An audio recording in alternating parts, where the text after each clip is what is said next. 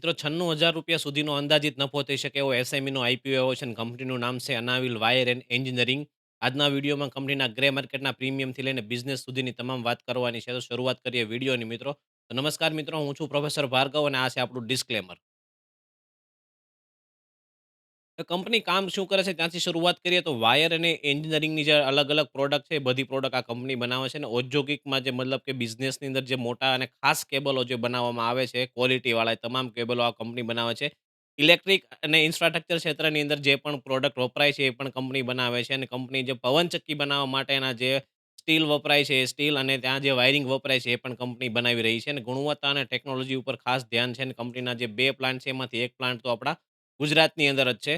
હવે આઈપીઓની વાત કરીએ મિત્રો તો 177.81 કરોડનો જે આઈપીઓ છે અને ₹270 છે એ ભાવ છે અને ફેસ વેલ્યુ જે છે એ ₹10 રાખવામાં આવી છે. તારીખની વાત કરીએ તો આઈપીઓ 3 તારીખે ખુલવાનો છે, 5 તારીખે બંધ થશે, અલોટમેન્ટ 6 તારીખે છે અને લિસ્ટિંગ છે એ સોમવારે 10 ઓગસ્ટે રાખવામાં આવ્યું છે મિત્રો.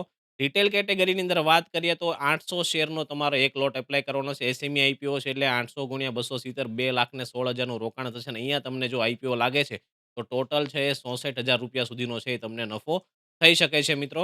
અને વાત કરીએ એચએનઆઈ કેટેગરીની અંદર, તો એચએનઆઈ કેટેગરીની અંદર તમારે 4,000 શેર માટે ₹10,80,000 ની જરૂર પડશે અને અંદાજિત જે ગ્રે માર્કેટનું પ્રીમિયમ છે હાલ ₹80 ચાલી રહ્યું છે. આ 3,20,000માં કંઈ મિસ્ટેક થઈ છે.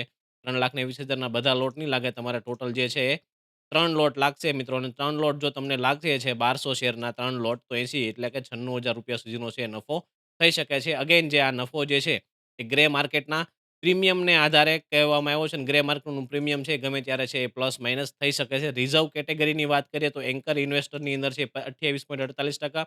રિટેલ કેટેગરી જે આપણી માટે સૌથી મહત્વની છે 33.25% અને એચએનઆઈ કેટેગરીમાં 14.25% છે એ રિઝર્વ રાખવામાં આવ્યા છે. એટલે કે આઈપીઓની અંદર રિઝર્વેશન છે આઈપીઓમાં છે. તો મિત્રો પોઝિટિવ પોઈન્ટ ઘણા બધા છે પણ જોખમની વાત કરીએ તો સૌથી પહેલું એસએમઈનો આઈપીઓ છે એટલે ઓટોમેટિકલી રિસ્ક વધી જાય છે. ગ્રે માર્કેટનું પ્રીમિયમ છે હાલના તબક્કામાં બહુ વધારે બદલાઈ રહ્યું છે પણ માર્કેટ સેન્ટિમેન્ટ છે એ પોઝિટિવ થઈ ગયા છે. તમે 2 દિવસથી જોતા હશો અને આજનું જે માર્કેટ જોશો એટલે તમને વધારે આઈડિયા આવી જશે. એટલે તમે તમારા નાણાકીય સલાહકાર અને ડીઆરએચપી વાંચીને જરૂર છે આઈપીઓની અંદર એપ્લાય કરવા માટેનો નિર્ણય લઈ શકો છો. હું આઈપીઓમાં એપ્લાય કરવાનો છો મિત્રો. તો આવા જ વિડીયો માટે આપણી ચેનલને સબસ્ક્રાઇબ કરી દેજો. હું છું પ્રોફેસર ડોક્ટર ભાર્ગવ અને મળીએ ફરી જ વાર આવા વિડીયો સાથે. નમસ્કાર મિત્રો.